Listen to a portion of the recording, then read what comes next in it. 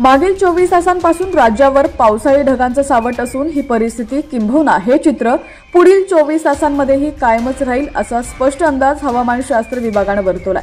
हवामान खात्याने वर्तवलेल्या अंदाजाप्रमाणे मंगळवारी मध्यरात्री अकोला शहरासह जिल्ह्यातील काही भागात मेघगर्जनेसह अवकाळी पावसाने हजेरी लावली। रात्री 2 वाजण्याच्या दरम्यान अचानक आलेल्या अवकाळी पावसामुळे शेतातील कांदा, भाजीपाला, आंबा, लिंबू, टरबूज इत्यादी फळ पिकांना फटका बसण्याची शक्यता आहे। तर शहरातील अनेक भागात पावसामुळे वीज पुरवठा खंडित झालाय। ही स्थिती मागील 24 तासांमध्ये मध्य महाराष्ट्रासह उत्तर महाराष्ट्रातील काही भागांमध्ये पाहायला मिळाली होती। सध्या राज्याच्या हवामानाचा आढावा घ्यायचा झाला तर दिवसभर ढगाळ वातावरण, रात्री मात्र पावसाचा खेळ असं चित्र पाहायला मिळतंय। मुंबई शहर आणि उपनगरांसह कोकण किनारपट्टी भागांमध्ये मात्र आर्द्रतेचे प्रमाण प्रचंड वाढल्यामुळे उष्मा अधिक तीव्रतेने जाणवताना दिसते। त्यातच वातावरणातील बदल, वाढलेली आर्द्रता या साऱ्यामुळे मुंबई महानगर प्रदेशातील हवामान ढगाळ असल्याचं पाहायला मिळतंय।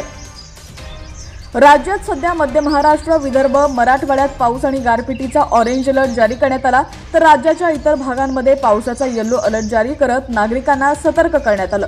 पुढील 24 तासांसाठी राज्यात अहिल्यानगर, नाशिक, पुणे, सातारा, छत्रपती संभाजीनगर, जालना, बीड जिल्ह्यांसह मुंबई शहराला पावसाचा इशारा देण्यात आलाय।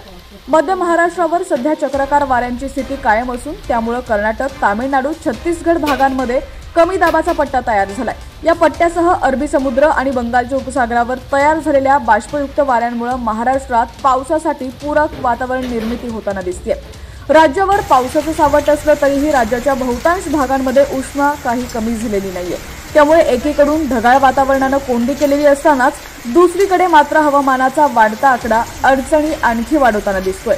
हवामानाच्या या चित्रविचित्र रूपांमुळे राज्यातील नागरिकांच्या आरोग्यावरही परिणाम होताना दिसतोय।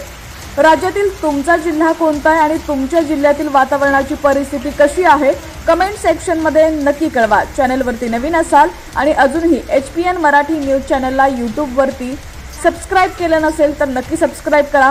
फेसबुक आणि Instagram वरती फॉलो करायला विसरला असाल तर तिथे देखील तुम्ही फॉलो करून आमचे अपडेट्स मिळवू शकता।